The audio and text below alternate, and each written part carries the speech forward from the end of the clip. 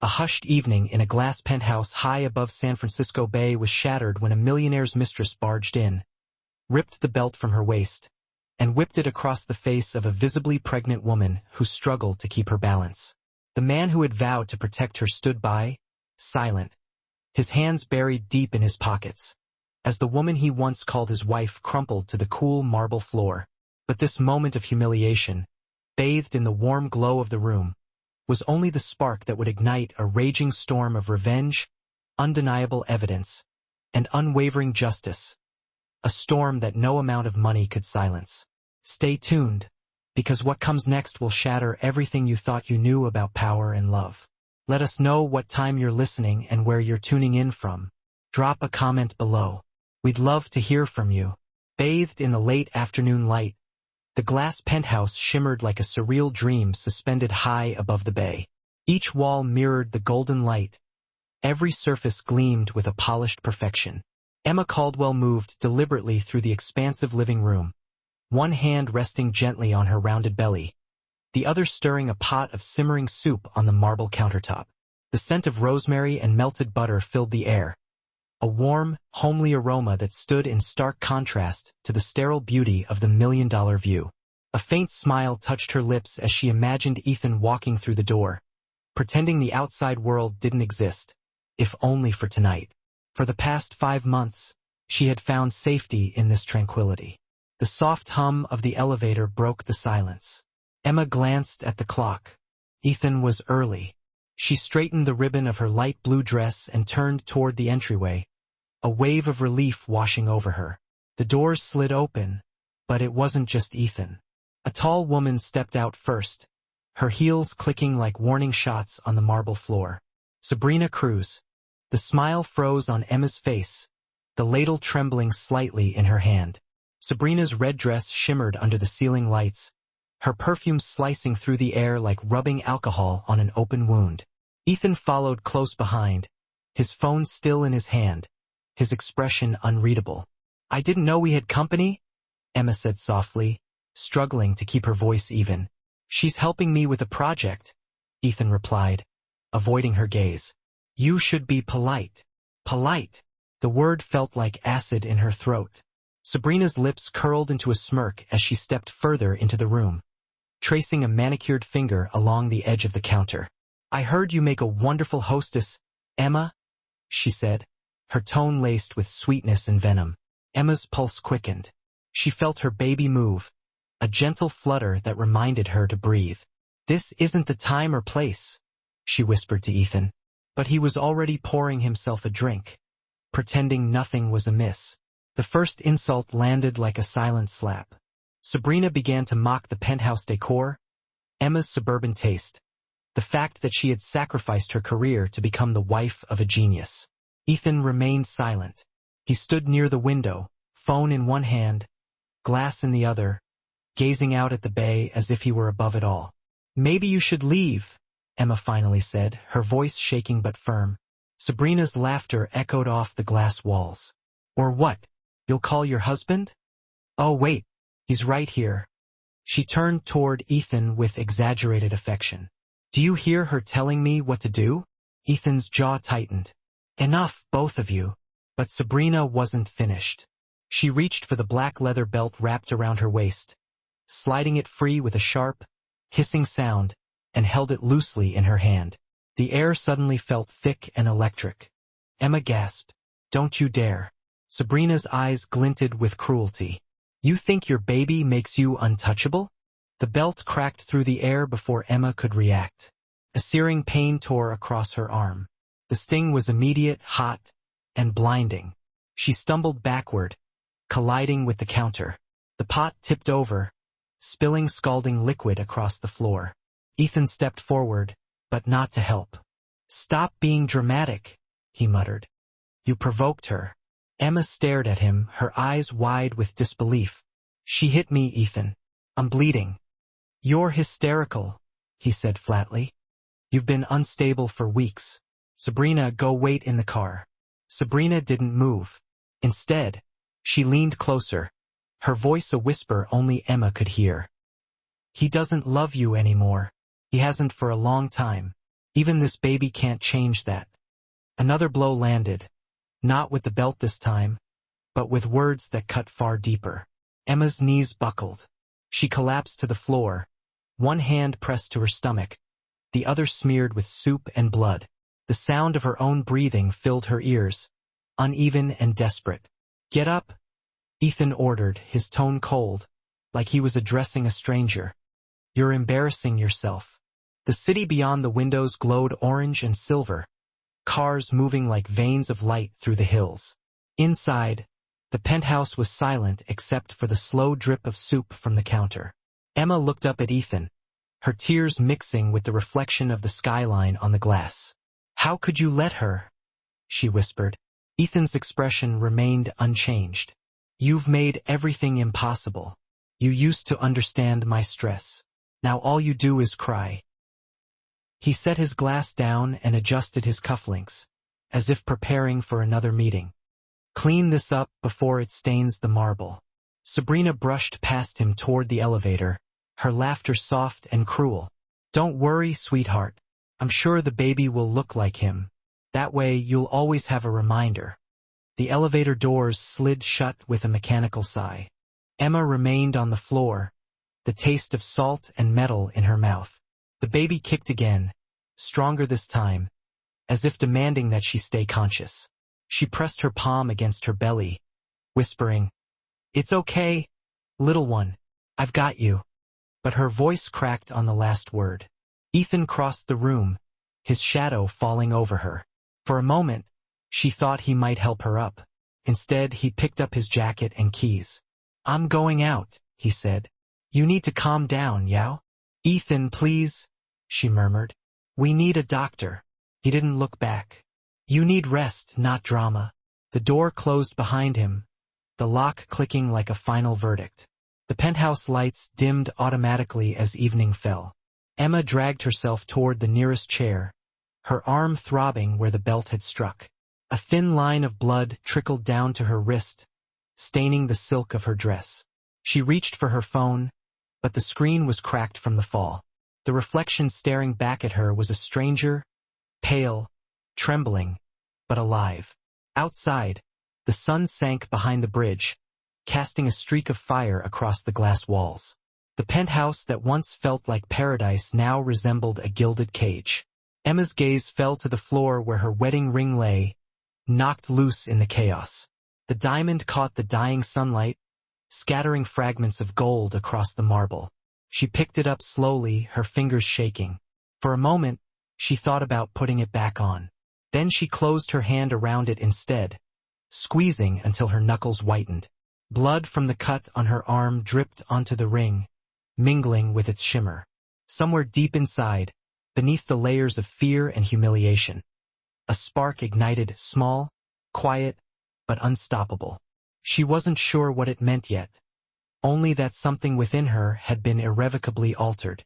As the first stars appeared over the bay, Emma sat alone in the vast silence, her body aching, her child still kicking, her mind replaying every second of what had just transpired.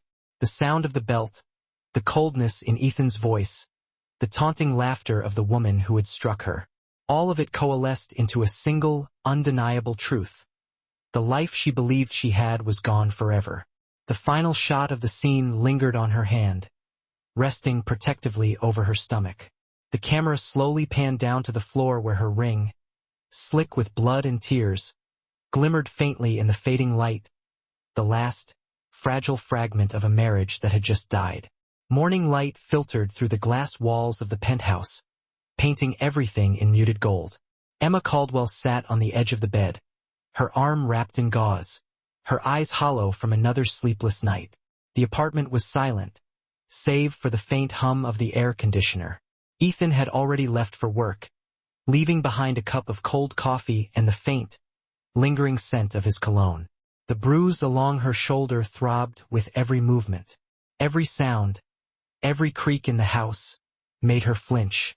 She tried to reassure herself that the worst was over, that Sabrina's cruelty was a one-time event. But the silence within the penthouse was not peaceful. It was a harbinger of things to come. When Ethan returned that evening, He behaved as if nothing had happened. He kissed her forehead, asked how she was feeling, and then spent the remainder of dinner scrolling through his phone. His calmness felt rehearsed, his affection mechanical. The next day, he arranged for her to see Dr. Miller, their private obstetrician. The visit seemed routine until Emma noticed a subtle shift in the doctor's tone. He spoke gently, almost too gently, inquiring if she had been feeling anxious or paranoid. When she pressed him for clarification, he avoided her gaze.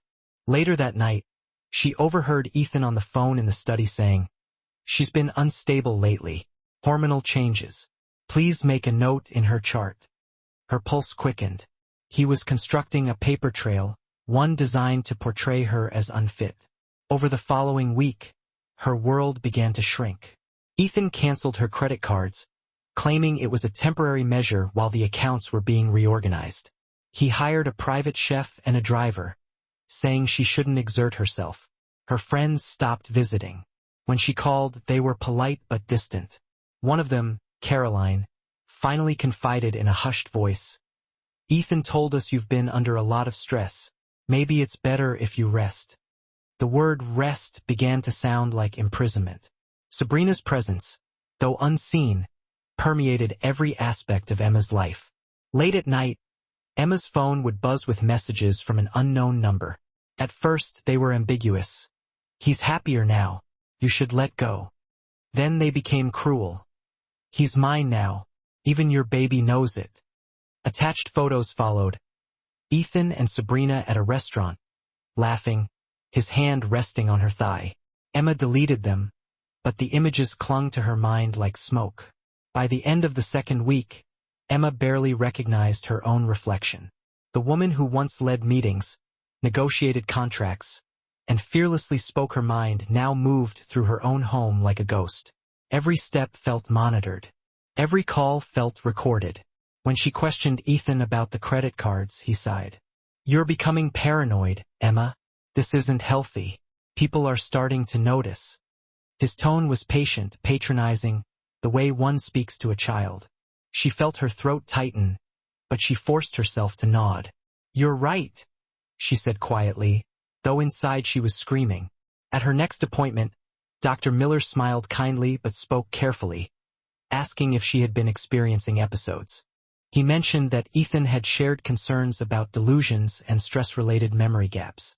She wanted to scream that it was all a lie, but something in the doctor's expression warned her that her words would only validate the narrative being constructed around her. When she returned home, she opened the medical folder Ethan kept in his office and found it there. A note dated 3 days earlier. "Patient exhibits anxiety. Possible prenatal hallucinations." Her hands shook so violently she could barely close the drawer. That night, while Ethan slept beside her, she lay awake, listening to the rhythm of his breathing. Each inhale sounded like control. Each exhale sounded like ownership. She turned her face toward the ceiling and felt the tears slide into her hair. Somewhere inside, a new thought took shape, sharp and quiet. If he wanted to portray her as crazy, she would give him nothing more to use.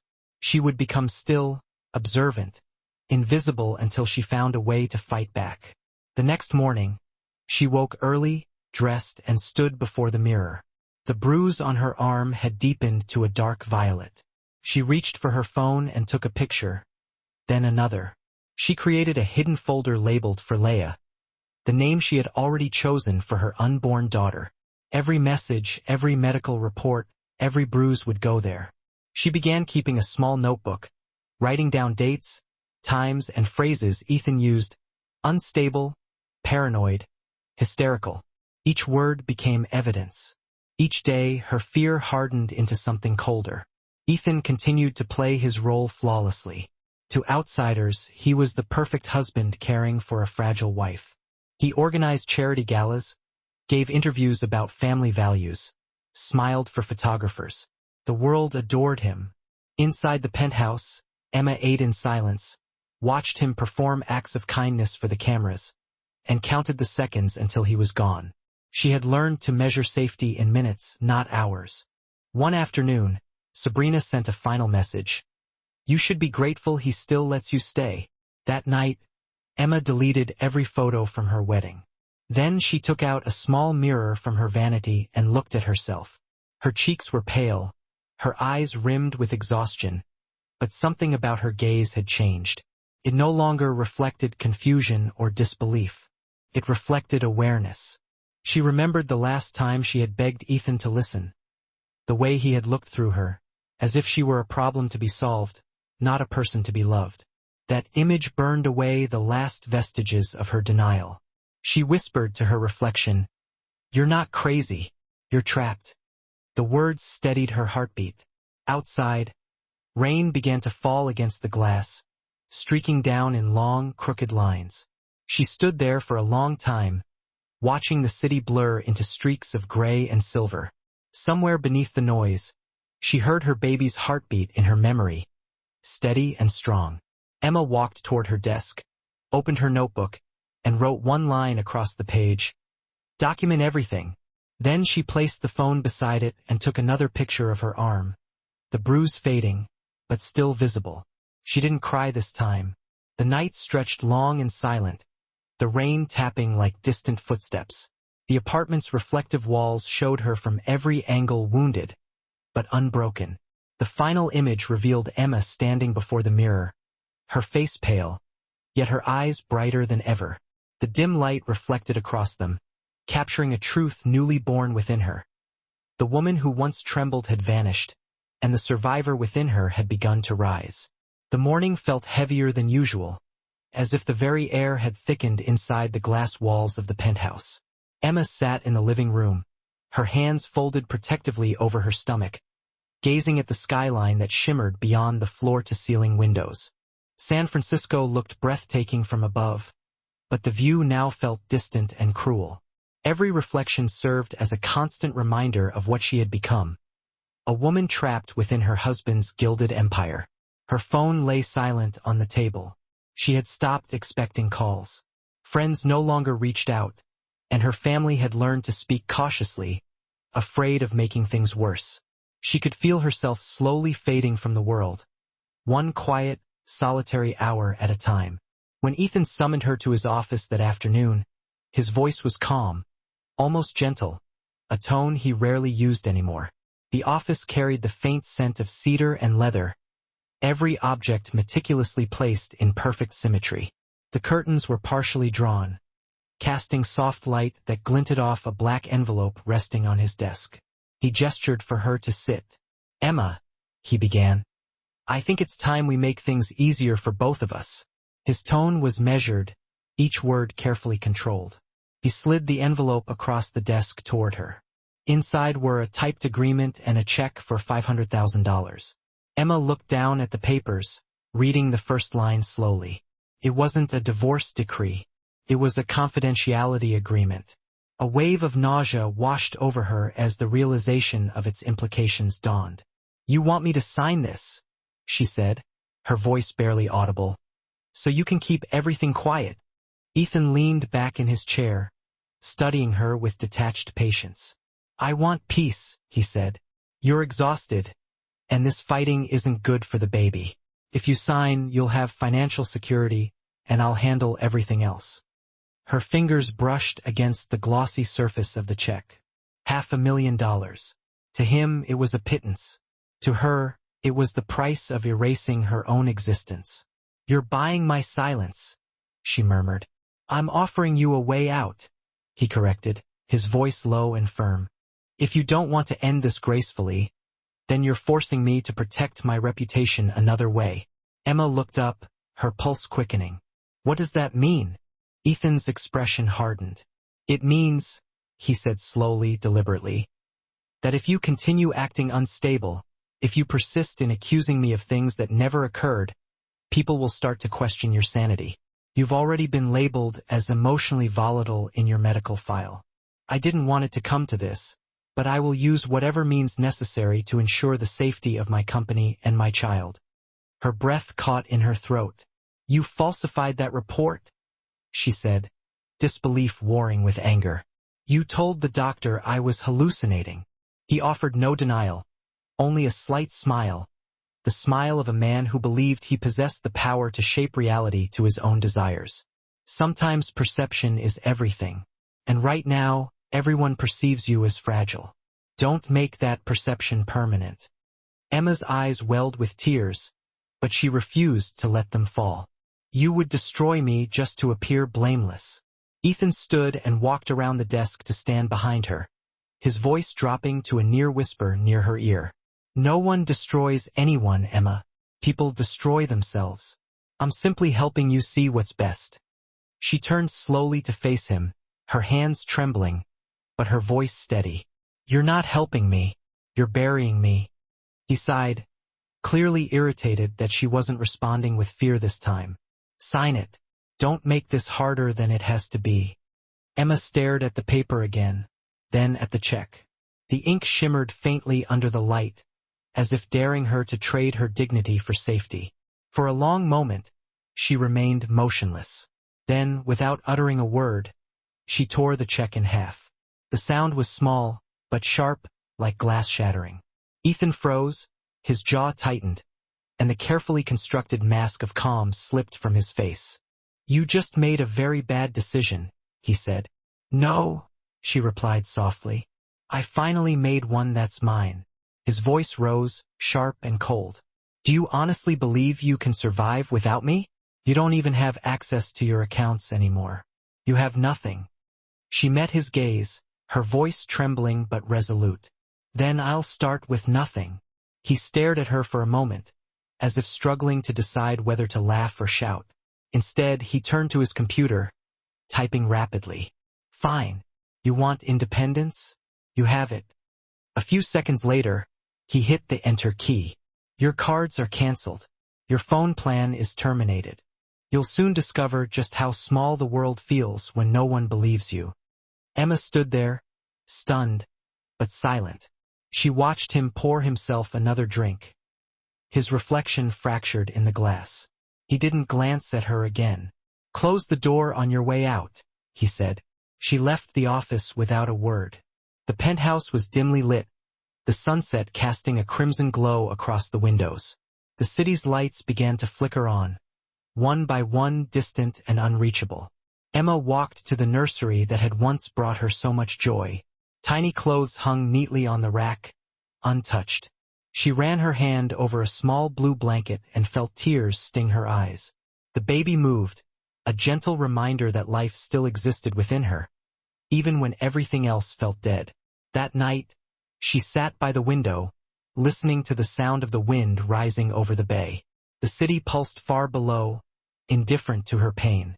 She thought of her father, the man who had taught her never to back down from injustice. She could still hear his voice advising her, don't let them decide who you are. By midnight, she had made up her mind. She slipped on her coat, tucked her phone, still functional for the moment, into her pocket, and left the apartment.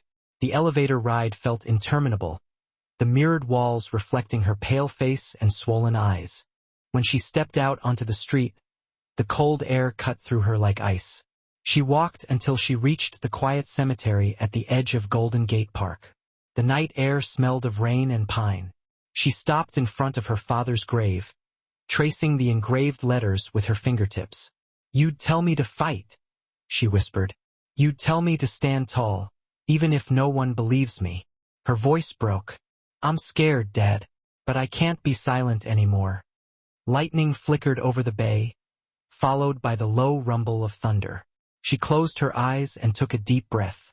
For the first time in weeks, her body felt still, her mind focused. When the rain began to fall, she didn't move. Water ran down her hair, soaking her coat, but she didn't care. She pressed her palm over her stomach, feeling her baby's faint kick, a promise that she was not alone. I won't be quiet, she whispered again, louder this time. The words didn't tremble. They carried weight. The scene ends with Emma standing in the rain before her father's grave, her hair plastered to her face, her eyes no longer filled with fear, but with unwavering determination. The woman who had once begged for mercy now looked ready to fight for her life, her child, and the truth itself.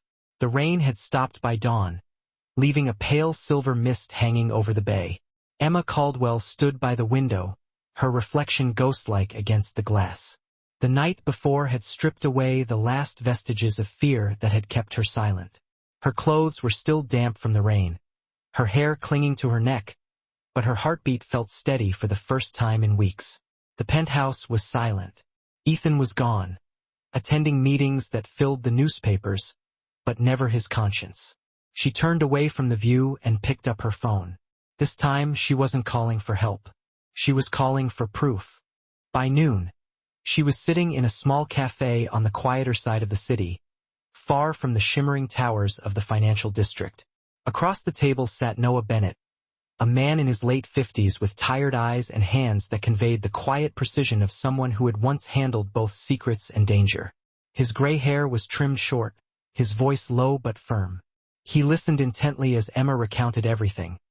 The belt, the gaslighting, the forged medical notes, the threats, the money. He didn't interrupt. When she had finished, his expression didn't betray pity. It reflected understanding. "I've seen this before," Noah said finally, folding his hands. "Men like him believe control makes them untouchable. But control always leaves footprints." "You said he forged your name?" Emma nodded, eyes fixed on the medical files. "Yes, maybe more." Noah pulled out a worn notebook, its pages dog-eared and filled with handwritten notes. "Then we'll start there." He paused, then continued. "Let me give you a little background." He explained his past in quiet detail. 20 years in federal investigations, dozens of corporate fraud cases, a wife who had been beaten by a police officer and hadn't survived long enough to see justice served. He had retired soon after, disgusted by how easily powerful men could rewrite the truth to suit their needs. When he looked at Emma, his voice softened ever so slightly. "You're not just dealing with abuse, you're dealing with organized theft. If he's as rich as you say, he's hiding something bigger." For the first time in a long time, Emma felt truly seen. She reached for her cup of tea, her fingers trembling almost imperceptibly. "Can you prove it?" "If it's there," he said, his gaze unwavering. "I'll find it. But you need to understand what this means. Emma, once we start down this road, there's no turning back." Emma thought of her father's grave, the cold rain soaking her coat, the promise she had made him. "I don't want to turn back," she said quietly, her voice firm despite the tremor in her hands. "I want the truth." That afternoon, Noah began the search. He worked from a small, cluttered office filled with stacks of dusty files and the constant hum of computers. Emma joined him in silence, scanning documents, logging into old email accounts, piecing together fragments of Ethan's vast empire.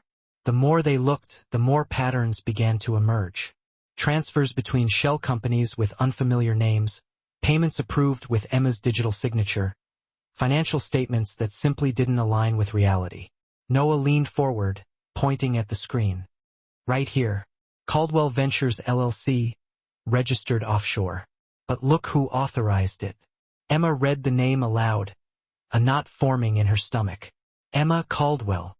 It was her own handwriting replicated perfectly in digital ink. "That's not me," she whispered, her voice barely audible. "It's a forgery," Noah said, his expression grim. "A clean one. He used your identity to move money around, probably millions of dollars." She stared at the files, the shock freezing her for a moment. "So, if this all comes out, it looks like I'm the one stealing?" Noah nodded slowly, his gaze intense. "Exactly. He's building an escape route, a way out. If anyone catches on, it all falls on you." The realization hit her like a bucket of ice water. All the manipulation, all the carefully planted rumors about her mental instability. It wasn't just cruelty. It was strategy. Ethan was systematically painting her as both crazy and corrupt, meticulously preparing the world to blame her if everything collapsed. Emma sat back, gripping the edge of the chair, her knuckles white. "He's planning to completely ruin me." Noah's voice was steady, a calming force in the storm. "Then we ruin his plan first." And for the next few days they worked in secret, driven by a shared sense of urgency. Emma traveled under an alias, visiting small, nondescript offices and dusty storage units linked to Ethan's labyrinthine network of companies. Noah taught her how to store sensitive files on encrypted drives, how to back them up in secure cloud accounts he had built years ago, specifically for situations like this. She hid a USB stick inside the lining of her purse, and another inside a small silver locket she wore constantly around her neck, a piece of jewelry she'd always cherished. Every document, every screenshot, every signature, every scrap of information became a weapon in their fight for the truth. At night, when she returned to the luxurious penthouse, she forced herself to pretend that everything was normal. Ethan still smiled, still asked about her doctor's appointments, still touched her shoulder with practiced tenderness, a gesture that now felt utterly hollow. She responded with curt nods and short, carefully chosen answers, desperately trying to hide the trembling in her hands. Each time he left the room, even for a moment, she surreptitiously checked her phone, transferring another crucial file to Noah. It was a treacherous game of patience, a high-stakes balancing act. A single mistake, a moment of carelessness, could destroy everything they were working towards. One evening, Ethan casually mentioned a new project they were launching in Singapore. "We'll need your signature on a few documents," he said, his voice deceptively nonchalant. Just routine stuff. But his eyes watched her too closely, his gaze probing and intense. Emma forced a faint smile and agreed. When he handed her the tablet, she immediately recognized the document layout, the same formatting Noah had shown her from the offshore accounts. She signed with her initials, but not before discreetly turning on the recording app on her phone, which she had hidden under the table, out of sight. Her voice was calm, betraying none of the turmoil she felt inside. "So, these are for the Singapore transfer, then?" Ethan nodded, his expression unreadable. "Good. I'll keep a copy." As soon as he left for a meeting, she immediately sent the recording to Noah. His reply came just 10 minutes later.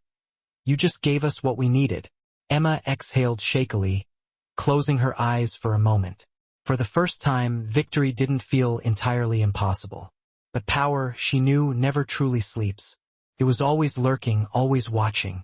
Late that week, as she drove home from Noah's office, she noticed a car in her rearview mirror. It had been following her for several blocks. Dark tinted windows, no license plate visible. A shiver ran down her spine. Her grip on the steering wheel tightened, her knuckles turning white. She turned right onto a quieter, less populated street, hoping to shake them off. The car followed. Her heart began to race, pounding in her chest like a drum. She took another turn, pretending to head towards a busy shopping district, trying to appear casual. The car stayed doggedly behind her. She pulled into her building's parking garage, pretending not to notice the vehicle that was clearly tailing her. The air in the garage was cool and damp, smelling faintly of rain and motor oil. Her heels clicked softly on the concrete as she walked purposefully toward the elevator. Then she saw it. A black sedan idled menacingly near the exit ramp, its headlights still on, casting long, distorted shadows. Through the windshield, a figure sat motionless, watching her. Emma squinted against the glare, trying to make out who it was. When the lights dimmed for a moment, she saw the face clearly. Sabrina Cruz. Sabrina's lips curved into a faint, almost imperceptible smile. She didn't move, didn't roll down the window, just watched Emma with an unnerving intensity. The message was clear, unspoken but unmistakable. She knew. Emma froze, the sound of her own heartbeat thundering in her ears, the only sound in the vast, echoing space. For a long, agonizing second, neither woman moved, locked in a silent, tense standoff. Then, the sedan's engine roared softly to life, and the car slowly backed away, disappearing into the rain-darkened street. Emma stood there, alone, her reflection trembling in the wet concrete. Every instinct screamed at her to run, to hide, to disappear. But she didn't move. She lifted her chin slightly, taking a deep breath of the cold night air. Fear would not rule her again. She refused to let it. The final image was of Emma standing alone under the harsh white light of the parking garage. Rainwater was pooling around her shoes, soaking her feet. Her coat clung to her body, plastered to her by the dampness. Her expression was calm, almost serene, unyielding. Somewhere beyond the shadows, danger watched her, waited for her, but she no longer hid. The battle for her truth had officially begun. The days after the discovery seemed to blur together into one long, exhausting stretch, a relentless test of her strength. Emma moved through the vast penthouse like a ghost, a shadow of her former self, surviving on a potent cocktail of adrenaline and fear. She met with Noah in secret, often in the dead of night, exchanging encrypted files, whispering details about hidden accounts and forged signatures. Every hour felt like a countdown, a race against time. She barely slept, her mind constantly racing, replaying scenarios, anticipating threats. Her meals went untouched, her appetite completely gone. Her hands trembled uncontrollably whenever she heard footsteps in the hallway, the sound sending a jolt of panic through her. Ethan's presence filled every corner of her mind. Even in his absence, a constant, oppressive weight. Noah had warned her that men like Ethan always sensed when control began to slip, when their carefully constructed facades started to crack. She was living proof of that. By the end of the week, her body began to betray her, succumbing to the relentless stress. She woke in the middle of the night drenched in sweat, her heart pounding as if she had been running a marathon. When she tried to stand, her knees buckled beneath her. The walls seemed to tilt and sway around her, blurring her vision. She pressed a trembling hand to her belly, whispering to her unborn child, "We're okay, just breathe." But the next wave of pain came sharper, lower, and deeper, a searing, agonizing sensation. She gasped, clutching the kitchen counter to steady herself. The contraction lingered, followed by another, even more intense. The sound of glass shattering echoed through the kitchen as a cup fell from her trembling hand and crashed to the floor. She desperately tried to call Noah, but her vision blurred, and she couldn't focus. The driver found her collapsed near the door and rushed her to the hospital, his face etched with worry. Sirens wailed as the ambulance sped through the city streets, weaving through the heavy traffic. The lights of the city streaked by in a disorienting haze of red and white. The paramedic's voice was calm but urgent, a reassuring presence in the chaos. "She's 30 weeks. Preterm labor possible."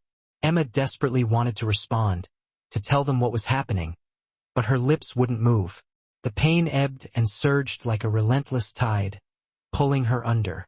Then, everything went dark. When she finally opened her eyes, the room was stark white and eerily quiet, except for the rhythmic beep of the heart monitor beside her bed. She was at St. Helena Medical Center, a prestigious hospital she had only seen once before during a lavish charity event. The irony of the situation struck her first. Ethan had donated millions to this place, his name prominently engraved on the marble wall in the opulent lobby. Now she was lying here, weak and alone, surrounded by the very empire he had built, a prisoner in his gilded cage. The door opened with a soft click. Ethan entered, holding a bouquet of white roses and a cup of coffee, looking as if he had just come from a casual business meeting. His face wore the calm, almost serene perfection of a man accustomed to public sympathy, a master of appearances. "You scared me," he said gently, pulling up a chair beside her bed. "You need to take better care of yourself, Emma. Stress like this isn't good for the baby." Emma turned her face toward the window, unable to bear looking at him. Her voice was hoarse, barely audible. "Leave me alone." He chuckled softly, a condescending sound. "Emma, I'm your husband. Of course I should be here. Everyone is worried about you. Everyone." That word, everyone, made her chest tighten, constricting her breathing. He always used it when he wanted her to feel isolated, to remind her that she was alone, dependent on him. She didn't answer, refusing to give him the satisfaction. He reached out, brushing her arm where the 4 was taped to her skin. The touch felt cold and invasive. "The doctors say you've been anxious, seeing things that aren't there. It happens sometimes. Hormones, exhaustion, you need rest. End of debate." She finally looked at him, her expression blank, devoid of emotion. "You told them that, didn't you?"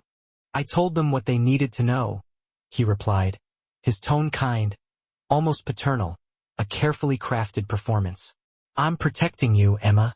She wanted to scream, to lash out, to tell him the truth, but her body wouldn't move, wouldn't obey her commands. She was trapped, paralyzed by fear and exhaustion. He smiled, as if reading her thoughts, anticipating her every move. I've already spoken to the press. They're waiting outside. I told them you were strong, just overworked. People love you, Emma. Don't ruin that image. Before she could reply, his phone buzzed insistently. He stepped aside to answer, his voice dropping low, conspiratorial. She's stable. Move the rest tonight. Don't leave a trace. He turned his back to her, glancing nervously at the hallway before ending the call and slipping the phone back into his pocket. When he returned to her bedside, his tone was light and cheerful again. A perfect mask. I'll be nearby if you need anything. After he left, Emma stared blankly at the ceiling, her chest rising and falling in shallow, rapid breaths. She could feel her pulse throbbing in her fingertips, the echo of panic mixing with a cold, simmering anger. She desperately wanted to believe she was safe here, that she was in good hands, but she knew better. Ethan owned this place, controlled every aspect of it. Every nurse, every administrator, every system was ultimately under his thumb. A few hours later, a soft knock came at the door, interrupting her troubled thoughts. Emma assumed it was another nurse, come to check on her. When she looked up, she froze, her blood turning to ice. Sabrina Cruz stood in the doorway, dressed in a pristine cream-colored coat, her hair perfectly styled, not a strand out of place. She carried a bouquet of white lilies, the same kind often used at funerals. "What are you doing here?" Emma whispered, her voice trembling with a mixture of fear and rage. Sabrina smiled sweetly, a chillingly artificial expression. "Ethan asked me to check on you. He said you've been fragile." Emma's hands tightened around the thin hospital blanket, bunching the fabric in her fists. "Get out." Sabrina moved closer, ignoring her plea, setting the flowers at the foot of the bed. "You look tired, Emma. He's already planning his life without you. You know that, right?" Emma's breath hitched in her throat. "You're lying." "Am I?" Sabrina tilted her head, her eyes glinting with a cruel amusement. "He said you're unwell, that you imagine things. By next week, no one will question him when he says you needed long-term care. It's all written down, signed, and ready to go." Before Emma could respond, the door opened again, cutting her off. A nurse stepped inside, her expression concerned. "Everything all right here, Mrs. Caldwell?" Sabrina smiled at the nurse, the perfect picture of politeness and concern. "Just a short visit between family. Checking in on Emma." She leaned close to Emma's ear, her voice barely a whisper, laced with venom. "He said to tell you goodbye." Then she turned and left the room, her heels clicking softly on the linoleum floor. The nurse looked uncertain, sensing the tension in the air. "Do you want me to call your husband, Mrs. Caldwell? Is everything okay?" Emma shook her head weakly. "No. Please just close the door and leave me alone." When she was alone again, she reached for the call button, her hand shaking uncontrollably, but her finger hovered in the air, unable to press it. If she told them what had just happened, if she revealed Sabrina's chilling words, Ethan would simply twist it into another symptom of her supposed mental instability. Paranoia, delusion. Every accusation she made would become further proof of her unraveling. She let her hand fall back to her side, defeated. Outside, the city glowed faintly through the rain-streaked windows, distant and unreachable. She remembered Noah's warning, echoing in her mind. "He'll make the truth sound like madness. That's how he operates." The monitor beside her beeped steadily, a constant, rhythmic pulse, the sound blending with her own racing heartbeat. She turned her head and saw the lilies glowing faintly under the cold white light, their scent heavy and cloying, a morbid reminder of death. An hour later, Ethan returned, carrying the same carefully constructed mask of concern. "You had a visitor?" he asked, faking surprise. "I told you not to let her near me. I'm so sorry. I can't believe she would do that." He sighed, as if genuinely disappointed by Sabrina's behavior. You're imagining things again, Emma. Sabrina just wanted to apologize. That's all. He adjusted her blanket with deliberate care, his touch sending shivers down her spine. Try to rest, Emma. The doctors mentioned observation just for your safety. If you don't improve, they may want to keep you here a little longer. No, she said, her voice firm despite her fear. She turned away, her eyes fixed on the dark window, refusing to look at him. Please, just leave me alone. I want to be by myself. He lingered for a moment, his gaze intense, then nodded slowly. I'll check on you in the morning. Try to get some sleep. When the door finally closed behind him, Emma let out a breath she didn't realize she had been holding, a silent release of pent-up tension.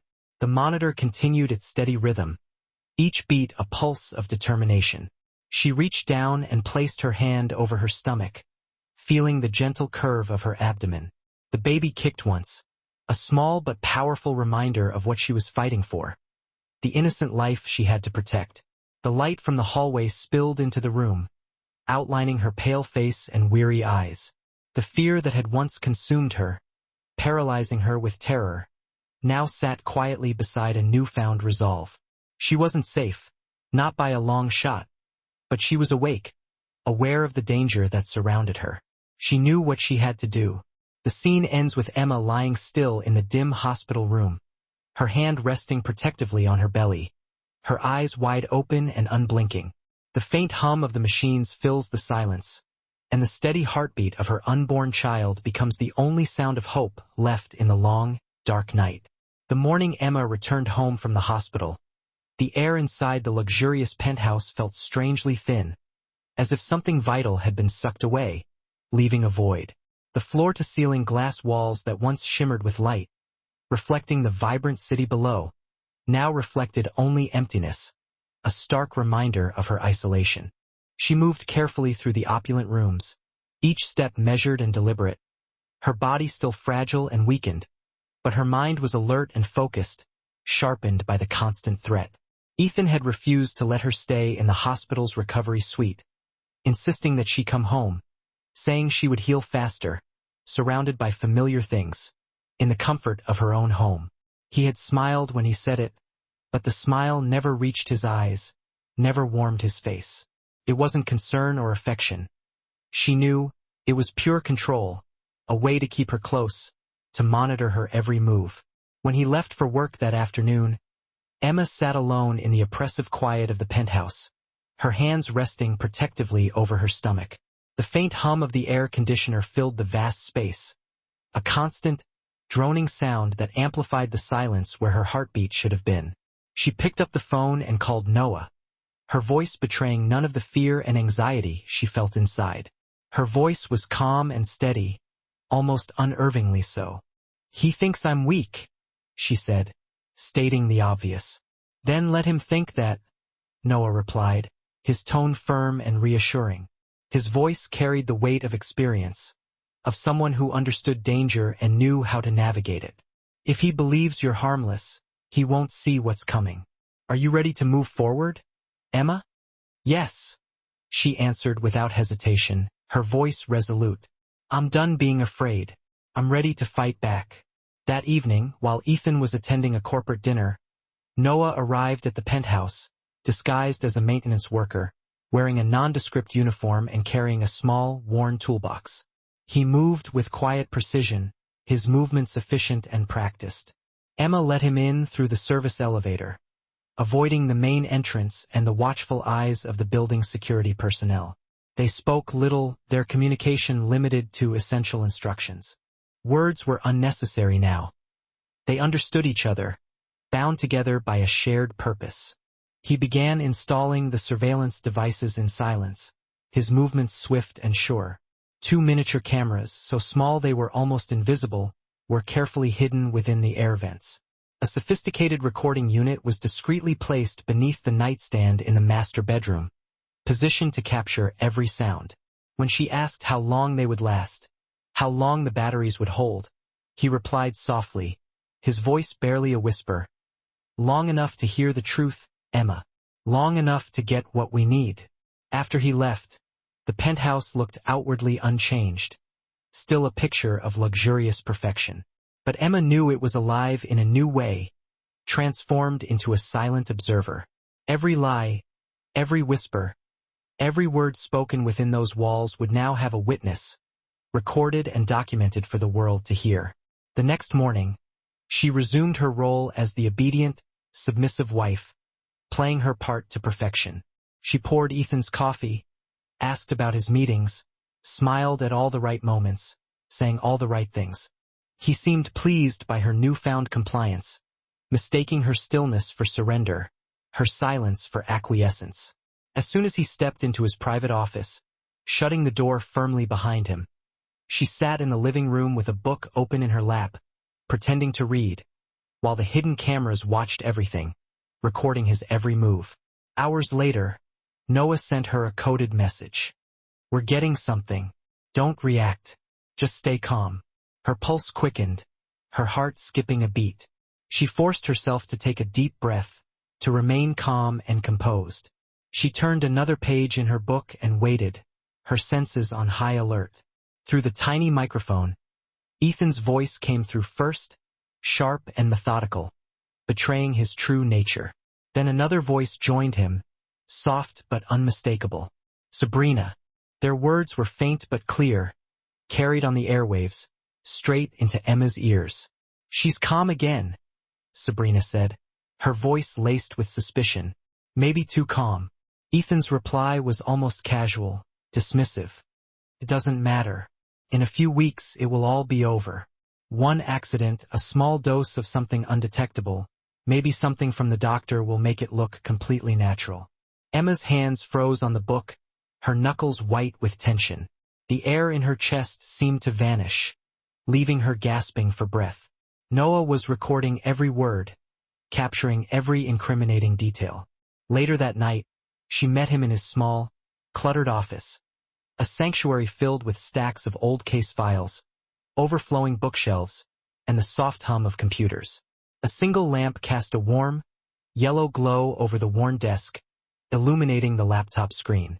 Noah played the recording again, Ethan's voice filling the small room, a chilling testament to his cold-blooded intentions. "She won't live to see the baby born." Emma's eyes glistened with unshed tears, but she didn't cry. Her voice was barely audible, a mere whisper. "He's planning to kill me. He wants me dead." Noah looked at her with quiet certainty, his gaze unwavering. "Yes, Emma, but now we have him. This is enough to start building the case, to make sure he pays for what he's done.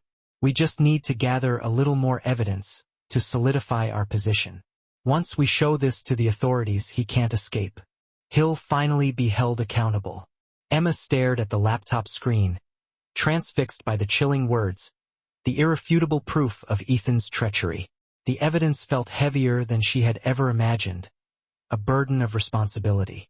She thought of the immense danger it carried, the potential consequences if their plan was discovered. "If he finds out," she said, her voice trembling, "he'll destroy everything. He'll stop at nothing." "Then we make sure he doesn't," Noah said, his voice firm and resolute. "Act normal, Emma. Keep collecting information. Keep him talking. You know what's at stake. You can do this." Over the next few days, Emma meticulously followed his advice, clinging to his words as a lifeline. She smiled when Ethan spoke to her, pretending to be happy, to be content. She thanked him for the flowers he bought her, flowers she hadn't asked for, flowers that now felt like a mockery. At night, when Ethan was asleep, she sat alone in her room, painstakingly uploading files to a hidden drive, concealing them from prying eyes. Each click of the mouse felt like a small act of defiance, a step closer to her freedom. She began labeling the files carefully, creating a detailed record of Ethan's crimes. Financial transfers, Sabrina calls, recorded confession. The folder grew larger each night, swelling with evidence. But she knew that the fragile calm could not last forever. The storm was brewing, and it was only a matter of time before it broke. Sabrina started to notice changes in Emma, a subtle shift in her demeanor, a quiet strength that hadn't been there before. During one of her increasingly frequent visits, she studied Emma with narrowed eyes, her gaze sharp and probing. "You're quiet," she said, her voice laced with suspicion. "Different. What are you hiding, Emma? What's going on?" Emma met her gaze evenly, refusing to be intimidated. "Nothing, Sabrina. I'm just tired. That's all. The pregnancy is exhausting." Sabrina's smile was thin and brittle, revealing nothing. "Maybe you should rest more, Emma. You don't look well. You look strained." After she left, Emma sat by the window, feeling the walls of the luxurious penthouse tighten around her, closing in on her, suffocating her.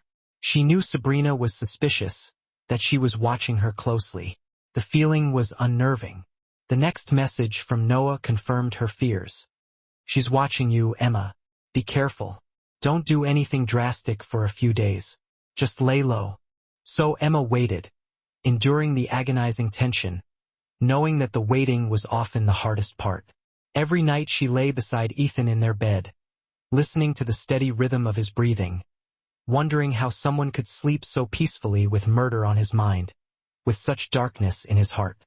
She would wake before dawn, slipping out of bed before Ethan stirred, moving quietly to his private office, and copy one more file, risking everything for the truth. The hidden cameras kept capturing what he never imagined anyone could see.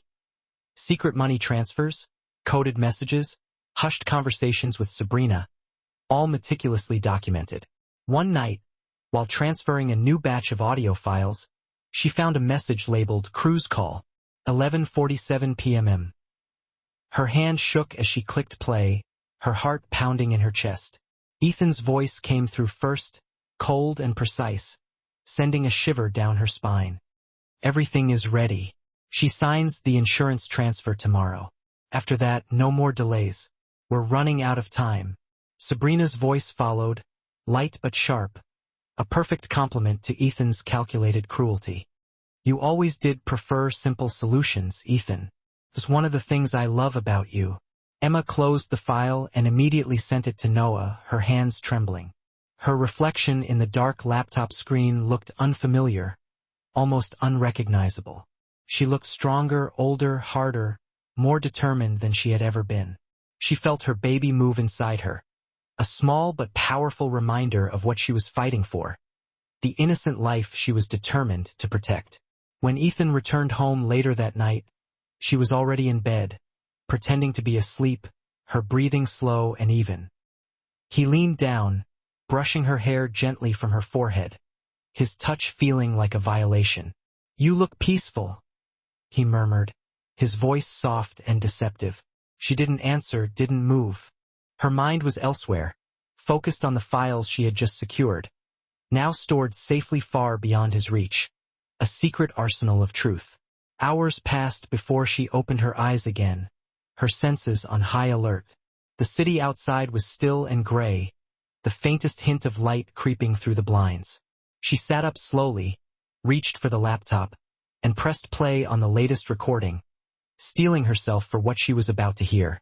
Ethan's voice filled the silence once more, echoing the same chilling words that had haunted her dreams, that had fueled her determination. "She won't live to see the baby born." Emma listened without flinching this time, her expression unwavering. The sound no longer frightened her, no longer paralyzed her with fear. Instead, it fueled her, strengthened her resolve. She saved the file under a new name, adding it to her growing collection of evidence, and began creating another folder, her fingers flying across the keyboard. The faint glow of the laptop screen lit her face, revealing a look that was both soft and unwavering, vulnerable and strong. She typed one word across the title bar, a single word that summed up everything she was fighting for: justice. The soft hum of the computer blended with the distant whisper of the wind, a mournful sound carried on the breeze. Everything around her was quiet, shrouded in the stillness of the night, but inside her, something was already moving forward, gathering momentum, preparing for the final confrontation. The city outside was calm, wrapped in the deceptive stillness that often comes before a storm, a false sense of security. Inside Noah's small, cluttered office, The air felt heavier than usual, thick with the quiet tension of a plan about to be set in motion, a carefully orchestrated trap about to be sprung. Emma sat across from him, her hands clasped tightly together, her eyes fixed on the evidence spread across the table, the culmination of weeks of secret investigations and painstaking work. Every file, every recording, every photograph, every scrap of information told the same damning story, painting a clear picture of Ethan's treachery and deceit. The man who had vowed to protect her, to love her, had instead plotted her death, meticulously planning her demise. She had replayed his chilling words so many times that they no longer stung, no longer evoked the same raw emotion. They had become just words, a litany of evil, an affirmation of her enemy's depravity. Now, there was nothing left to feel but a cold, unwavering focus, a burning desire for justice. Noah leaned forward, his voice steady but low, his gaze intense. "They're ready, Emma. The FBI is ready to move when we give the signal. They're just waiting for our go-ahead. But we need him to say it again, Emma. We need him to repeat his intentions in person, and we need him on camera. That's the final piece of the puzzle." Emma's voice barely rose above a whisper, a delicate sound in the tense atmosphere. "He won't come, Noah, not if he suspects anything. He's too careful, too cautious." "That's why he won't suspect," Noah said, his voice confident, reassuring. "You're going to invite him back into the cage he built, lure him into a false sense of security. You're going to play the damsel in distress, the broken woman. And he'll fall for it, Emma. I know he will." For a moment, silence filled the room, broken only by the soft hum of the computers. Then, Emma nodded slowly, her expression resolute. "He thinks I'm broken, Noah. He thinks he's won. Let him see how broken I can pretend to be. Let him underestimate me one last time." The next day, she called Ethan, steeling herself for the charade she was about to perform. Her tone was soft, measured, almost weary, designed to evoke his sympathy and lull him into a false sense of security. "Ethan," she said, her voice trembling slightly, "I don't want to fight anymore. I'm tired. Let's just talk, please. Let's talk about ending this peacefully. You can bring Sabrina if you want. I don't care anymore. I just want closure. I want this to be over." Ethan paused for a long moment before answering, weighing his options, considering the possibilities. His voice, when it finally came, carried a mixture of curiosity and caution, disbelief and anticipation. "You mean it, Emma? Is this for real?" "Yes, Ethan," she said, her voice sincere, her words carefully chosen.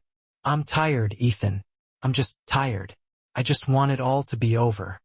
"You can?" he said, his voice almost gentle, a predator sensing that his prey was finally within reach. "I think we can arrange that." When the call ended, she sat for a long time in silence, her reflection faint and distorted in the glass window behind her, a ghost of her former self. Her heart beat faster than she wanted it to, pounding in her chest, but the fear was no longer consuming her, no longer paralyzing her with terror. It had become something else, a part of her strength, a source of determination. That evening, Noah and 2 FBI technicians entered the penthouse under the guise of security maintenance personnel, dressed in uniforms and carrying toolboxes. They worked quickly and methodically, their movements efficient and precise, transforming the luxurious apartment into a sophisticated surveillance hub. They placed hidden cameras behind air vents within picture frames and inside the intricate chandelier that hung over the dining table, ensuring that every angle, every light reflection, every corner of the room would be recorded in high definition. Noah checked the connections one last time, ensuring that everything was functioning perfectly. "Once they're here, Emma, you don't have to say much. Just let him talk. He always does. He likes to brag, to boast about his accomplishments. That will be his mistake." Emma nodded, her voice firm and resolute, her eyes shining with a newfound determination. "He likes to brag. He likes to feel in control. That will be his undoing." By nightfall, the penthouse had transformed from a prison into a stage, meticulously prepared for the final act. The soft golden lights glowed over the polished marble floors, creating a warm and inviting atmosphere. 2 elegant glasses of red wine stood on the table beside a folder filled with blank papers, ready to be signed. Everything looked disarmingly normal, a picture of domestic tranquility. Outside, unmarked vehicles waited silently on the nearby street, their engines idling, their occupants prepared to spring into action at a moment's notice. At exactly 8 p.m., the elevator doors opened with a soft ding. Ethan stepped out first, dressed in a sharp, impeccably tailored suit, his face betraying an easy confidence, a sense of triumph. Sabrina followed close behind, her smile taunting, her perfume heavy in the air, a weapon in its own right. "You look better, Emma," Ethan said casually, his eyes glancing around the room, assessing the situation. "I wasn't sure you'd actually go through with this, to be honest." Emma stood near the window, her hands folded loosely in front of her, her expression calm and controlled. "I said I wanted peace, Ethan. I meant it. I'm tired of fighting." Sabrina laughed, a brittle, unpleasant sound. "Peace, darling, isn't really your strong suit, is it? You've always enjoyed a good fight." Ethan gestured toward the table, his movements smooth and practiced. "Let's get this over with, then. What exactly are you offering, Emma?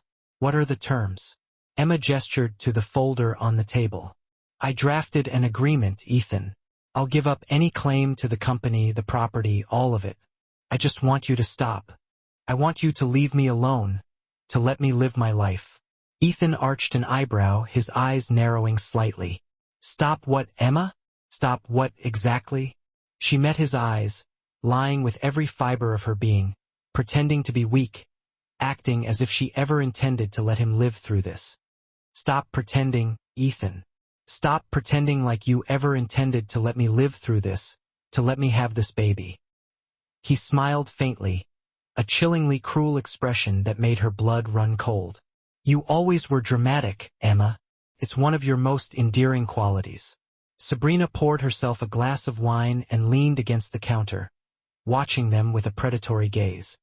"He's offering you freedom, sweetheart. You hold on to it while you still have the chance." The clock on the wall ticked with a quiet, almost mocking rhythm. Emma moved deliberately to the table and took a seat. "Let's talk about what happens after the baby arrives, Yen." Ethan gave a short, humorless laugh. "You're still operating under the assumption that that's actually going to happen, isn't it?" she asked, her voice barely audible. He stared at her for what felt like an eternity, then simply shrugged. "She won't make it that far. You knew that the day you signed your first paper with my name scrawled across it." The words seemed to solidify in the air, heavy and charged. Somewhere a camera light flashed a single stark blink. Sabrina's sharp laughter sliced through the tension.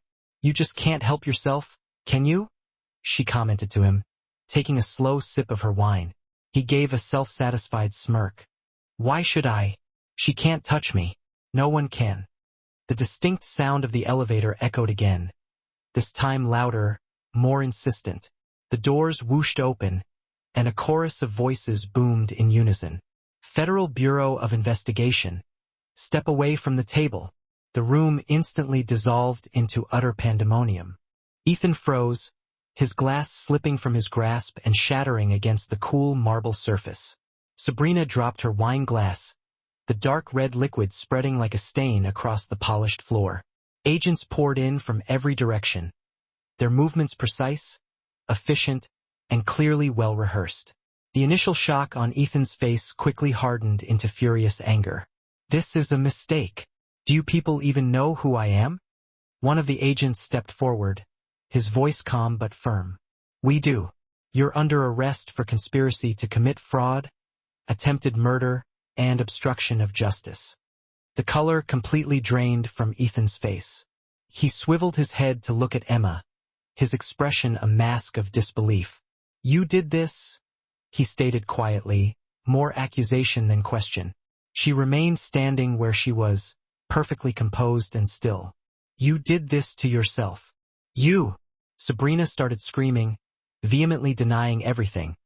But the cameras had already captured her every word, every gesture, every incriminating expression. The agents swiftly led them both away in handcuffs, their desperate protests fading down the hallway. When the room finally fell silent, Emma let out a slow, deliberate exhale. The mingled scent of spilled wine and expensive perfume hung heavily in the air. She walked slowly back to the table, her gaze fixed on the folder that had remained unsigned. Her hands trembled slightly, not from fear, but from the overwhelming sense of relief.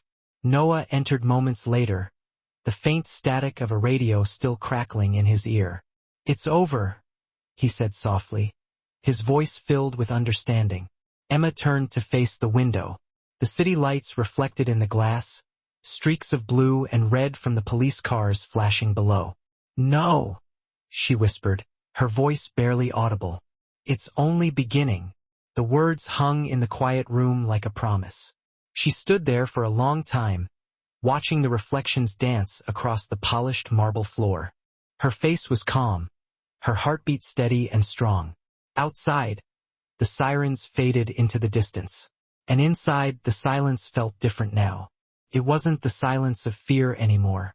It was the silence of freedom waiting to take shape. The headlines blazed across every screen in the city even before the sun had fully risen. Millionaire tech CEO arrested in murder plot against pregnant wife. Cameras flashed relentlessly outside the courthouse. News anchors repeated her name over and over, and the world that had once ignored Emma Caldwell could no longer look away.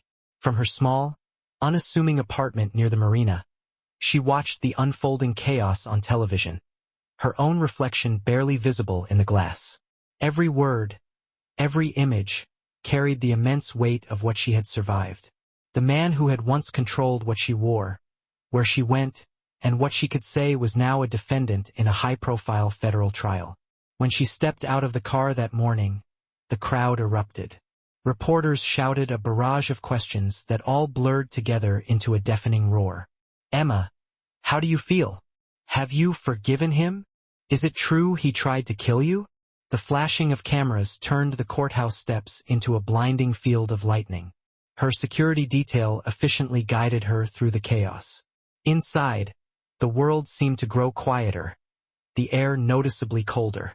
The marble halls smelled of disinfectant and raw tension. She clutched tightly to the folder that contained her testimony. Each page represented a chapter she never wanted to write but had been forced to live through.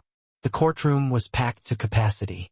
Rows of journalists filled the benches, pens poised, microphones at the ready.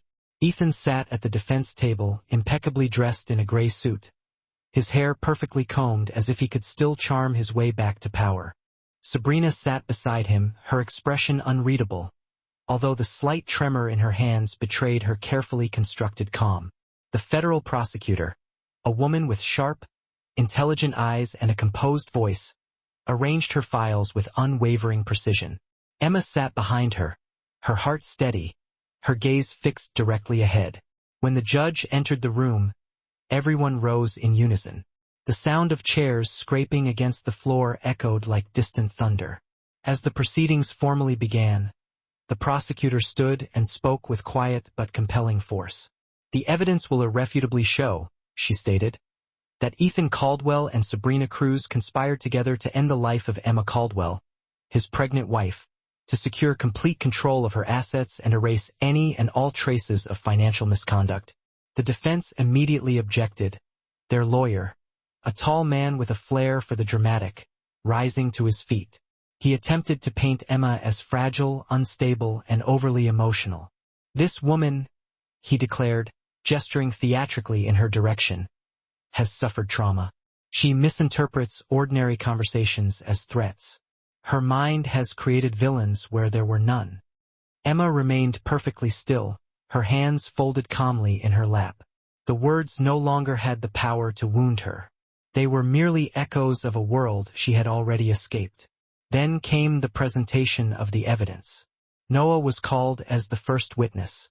He testified calmly and methodically, explaining how the investigation had begun, how the recordings were meticulously collected, and how the FBI had thoroughly verified every single file. When the prosecutor asked him directly if any part of the evidence had been altered in any way, he stated firmly, "No, ma'am. What you hear and see is exactly what they said and did. The courtroom listened intently as the first audio file began to play. Ethan's voice filled the room, low and deliberate. She's weak. It will look like an accident. A collective gasp rippled through the gallery. The second audio clip followed immediately. Sabrina's laughter cut through the silence like shards of glass. And the baby? Ethan's reply came without even a moment's hesitation. She won't live to see the baby born. The air in the courtroom grew heavy and still.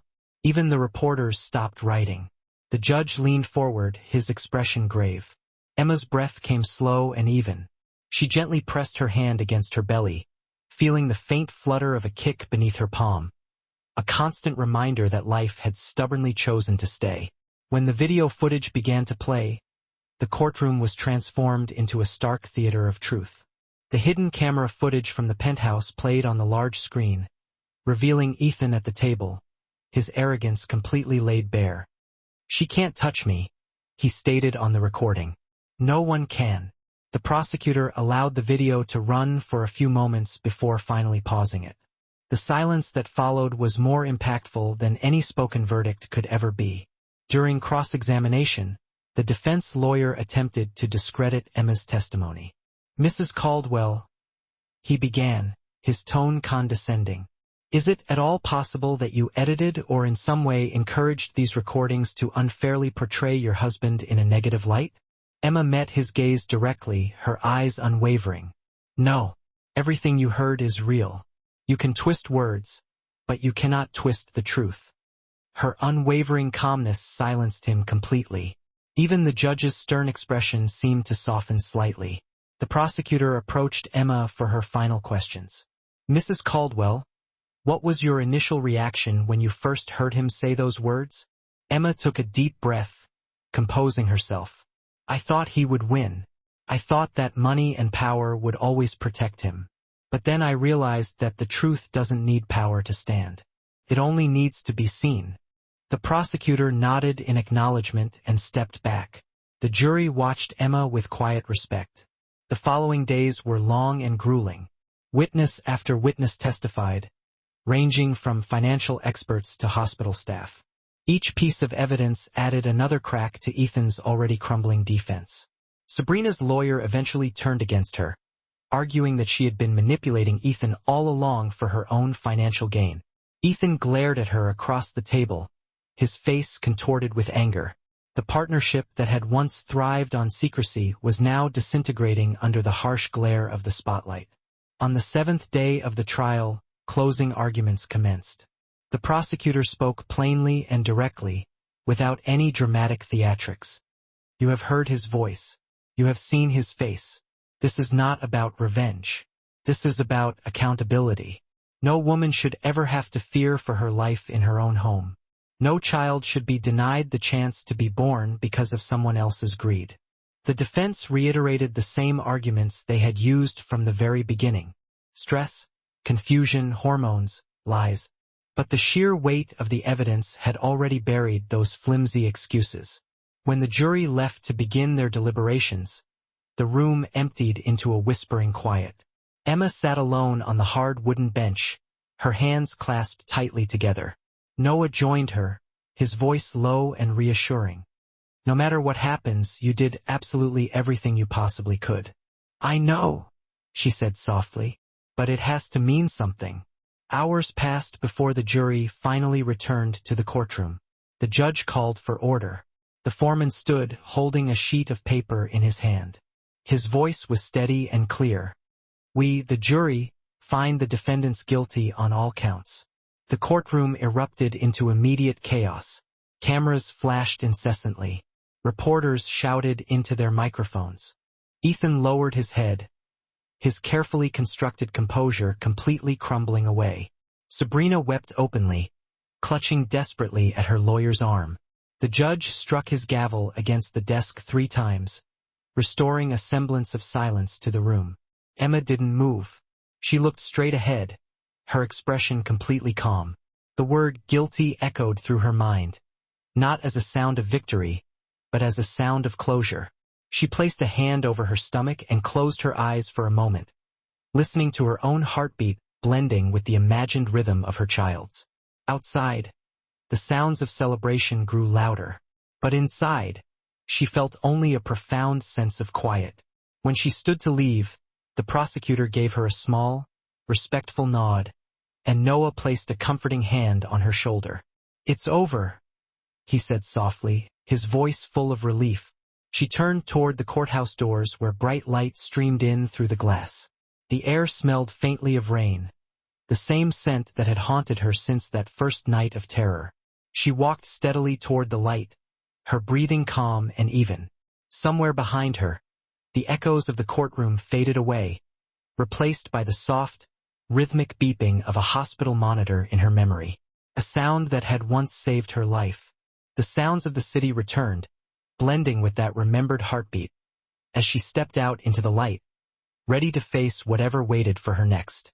Spring arrived quietly that year, soft and unhurried, as if the city itself had collectively decided to take a deep breath and begin again. Months had passed since the verdict, and the noise surrounding the trial had gradually faded into something distant. The newspapers no longer featured her face on the front page.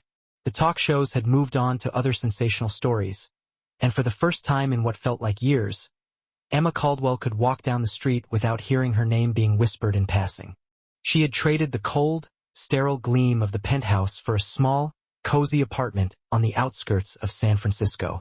The view from her window overlooked the bay, but instead of cold marble and unforgiving mirrors, there were now potted plants, soft curtains, and the gentle hum of ordinary, everyday life. Her days were slower and more peaceful now. She spent them preparing for the arrival of the child who had miraculously survived everything. The nursery was simple and inviting, painted in a soft, pale yellow. A crib stood by the window, bathed in warm sunlight. Sometimes when she sat in the rocking chair and gently rested her hands on her stomach, she could feel the baby's tiny kicks, gentle but persistent reminders of the strength that had carried her through the darkest of times. The doctors called it a miracle. Emma simply called it survival. Noah visited often, always bringing her quiet updates. The FBI had officially closed the case. Ethan and Sabrina had both been sentenced to long prison terms. Their frozen accounts had been liquidated, and a portion of the recovered assets had been transferred into a fund specifically for victims of domestic and financial abuse. "It's poetic in a way," Noah commented once as he sipped his coffee. "His greed is now paying for what he tried so desperately to destroy." Emma smiled faintly. "That sounds like justice to me." He nodded in agreement. "You know, you could really do something with this. Turn it into something real. You've lived through what so many others are still trying to escape." His words lingered in the air long after he had left. That night, she sat at her desk, a blank notebook open in front of her. She thought about all the women whose faces she had seen in waiting rooms, in support groups, in shelters. Women who smiled bravely through their fear, who stayed in dangerous situations because leaving seemed utterly impossible. She thought about herself, the woman who had once genuinely believed that silence meant safety. Then, she wrote 3 simple words across the top of the page. The Phoenix Foundation. The decision felt as natural and instinctive as breathing. It wasn't about seeking revenge or achieving some kind of personal redemption. It was about rebuilding lives. The next morning, she called Noah. "I want to help them," she said, her voice filled with determination. "The women who think they can't leave, the ones who believe that no one will ever believe them." "I'll make some calls," Noah replied, his voice supportive. "You'll need permits, a lawyer, maybe a financial advisor, but I think this is a very good start." The months that followed were filled with quiet but unwavering determination. In between doctor's appointments and restless nights, Emma diligently filled out endless paperwork, met with nonprofit coordinators, and drafted the Foundation's mission statement. The Foundation's focus was simple and clear: to provide safe housing, comprehensive legal aid, and essential emotional support for victims of abuse, especially those who were trapped by financial control. The irony was certainly not lost on her. The very same system that had once nearly erased her name was now being rebuilt, piece by piece, in her own hands. When the day of her daughter's birth finally arrived, The sky was clear and brilliantly bright. The hospital room smelled faintly of lavender and antiseptic. Nurses moved with quiet precision around her bed. Noah was there as well, standing quietly in the corner, his presence a constant source of strength and support. Hours blurred into minutes, then minutes into what felt like mere seconds. The pain came in relentless waves, but beneath it all was something far deeper, a fierce and unstoppable will to survive. And then, finally, it happened. A cry, thin and tentative at first, then strong and full of life, filled the room. The nurse smiled warmly as she lifted the baby, her voice soft and gentle. "It's a girl." Emma's tears flowed freely before she could even speak a word. She reached out, her hands trembling slightly, and the nurse carefully placed the small bundle into her arms.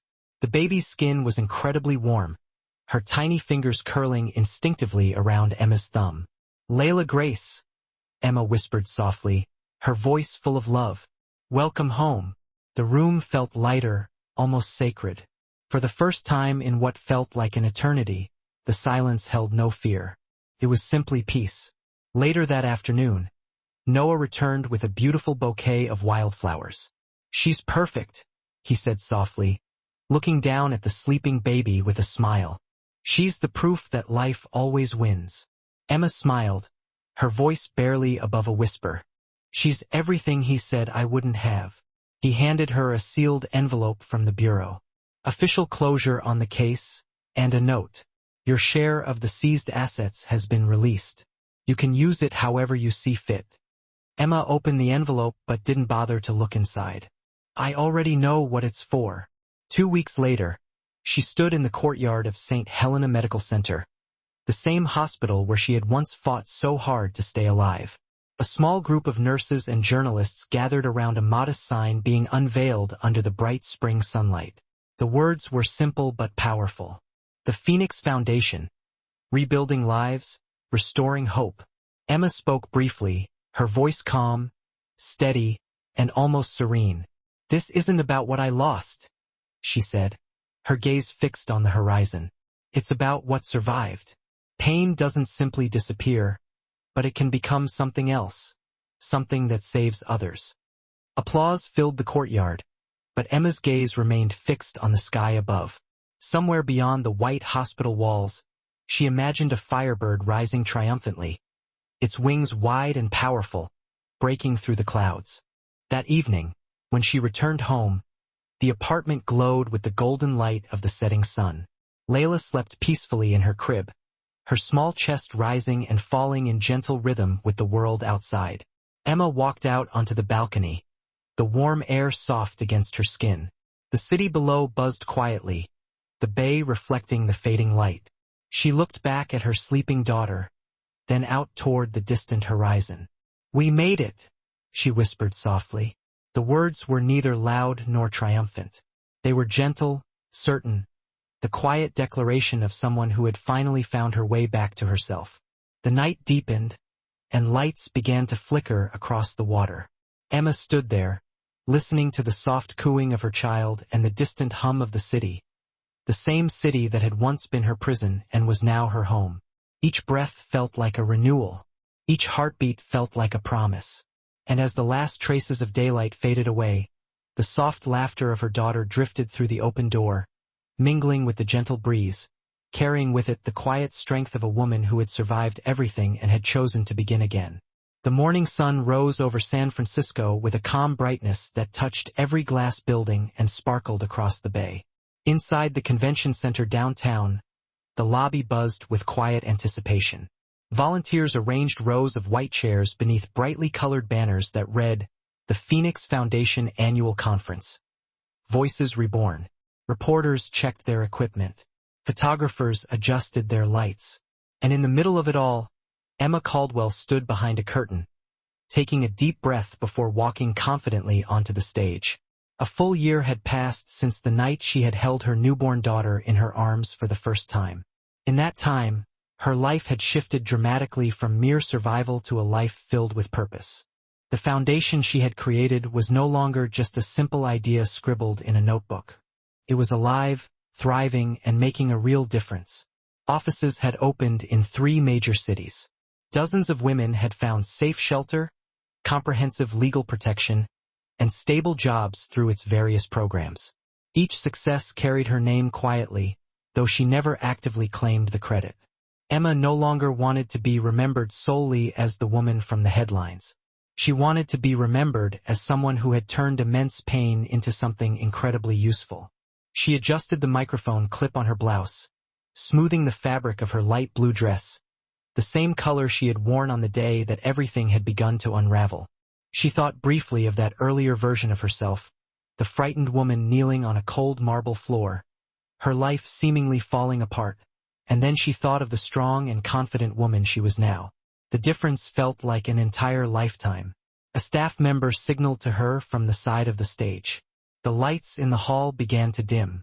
The host announced her name, and the applause began, soft at first, then building to a crescendo, like a powerful tide rising in perfect rhythm. Emma stepped forward, her heels clicking softly against the wooden floor, the light widening around her as she moved.